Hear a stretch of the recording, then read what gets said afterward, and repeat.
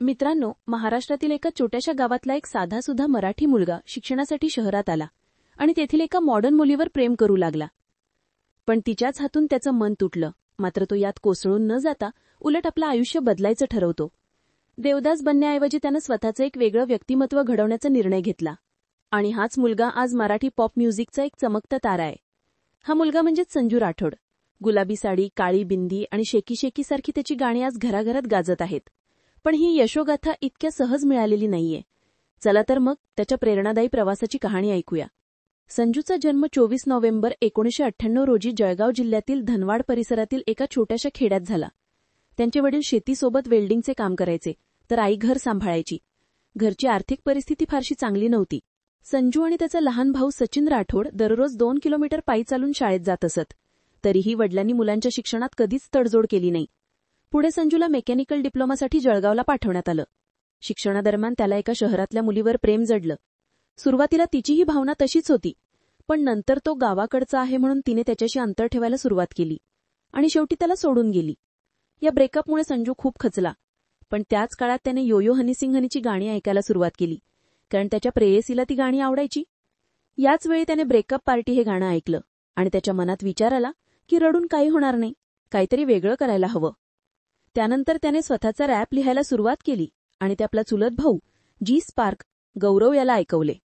दोघांनी मिळून इंटरनेटवरूनच म्युझिक शिकवायला सुरुवात केली. रियालिटी शोमध्ये संधी मिळावी म्हणून तो घरून पळून मुंबईत आला. मल्हारमध्ये भाल्याने राहत होता, पण भाड्याचे पैसेही नसत. जगण्यासाठी त्याने काही मोठ्या गायकांना घोस्ट आर्टिस्ट म्हणून म्युझिक दिलं, म्हणजे क्रेडिट न घेता काम फक्त पैशासाठी. पण मुंबई महाग शहर, अनेकदा पैसे उधार घ्यावे लागत आणि परत करण्यात उशीर झाला की काही लोक धमक्या द्यायला येत. त्यामुळे संजूने ठरवलं, आता काहीतरी मोठं करायचं. 2019 मध्ये संजू आणि जी स्पार्कने एकत्र युट्यूबवर हिंदी गाणी अपलोड करायला सुरुवात केली, पण त्यांना खास प्रतिसाद मिळाला नाही. मग त्यांनी मराठीत गाणी बनवायला सुरुवात केली. हळूहळू त्यांना महाराष्ट्रात ओळख मिळू लागली. ती प्रेमात बाप्पा, नारी तुझे रूप अशी गाणी लोकांना आवडू लागली. डिंपल हे गाणं तर व्हायरल झालं आणि मग संजूची लोकप्रियता वाढत गेली. संजूचं स्वप्न मात्र अजून मोठं होतं. मराठी पॉप सॉंग्सना पंजाबी गाण्यांसारखं ग्लोबल लेव्हलवर नेणे. नऊवारी बुलेटवाली अशी गाणी हिट झाल्यानंतर त्याने गुलाबी साडी हे गाणे रिलीज केलं. हे गाणं काश्मीरपासून कन्याकुमारीपर्यंत, मुंबईपासून लंडनपर्यंत गाजलं. सोशल मीडियावर प्रत्येकजण या गाण्यावर थिरकत होता. त्यानंतर काळी बिंदी आणि शेकी शेकी गाणीही हिट झाली आणि भाषा अडथळा न ठरता संपूर्ण भारतात त्याची गाणी गाजू लागली. या यशानंतर त्याला विविध टीव्ही शोमध्ये बोलवलं जाऊ लागलं. अनेक म्युझिक अवॉर्ड्स मिळाले. संजू राठोड आज संपूर्ण भारतात एक उभरता मराठी पॉपस्टार बनला आहे. संजू जळगाव जिल्ह्यातील बंजारा समाजातून आलेला आहे, ज्यांचे मूळ राजस्थान जोडलेले आहेत.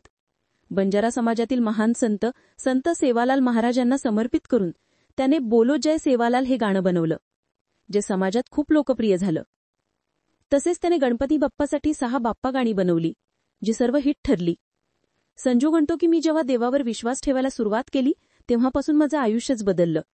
गाणी बनवण्याची त्याची पद्धतही वेगळी आहे. तो आपला स्कूटर घेऊन एकटाच लांब राईडवर जातो, विचार करत राहतो आणि परतीच्या प्रवासात 4-5 गाण्यांची रचना तयार झालेली असते. आजही संजू राठोड नवनवीन मराठी गाणी तयार करत आहे आणि त्याचं स्वप्न आहे की एक दिवस मराठी पॉप सॉंग्स जगभरात वाजतील, जसं पंजाबी गाणं सर्वत्र वाजतं. तर मित्रांनो, आजचा व्हिडिओ कसा वाटला ते कमेंटमध्ये नक्की सांगा आणि संजू राठोड यांचं आवडतं गाणं लिहा. अशाच जबरदस्त स्टोरीसाठी चॅनल सबस्क्राईब करा आणि नवीन व्हिडिओची अपडेट्स मिळवण्यासाठी बेल आयकॉन दाबायला विसरू नका.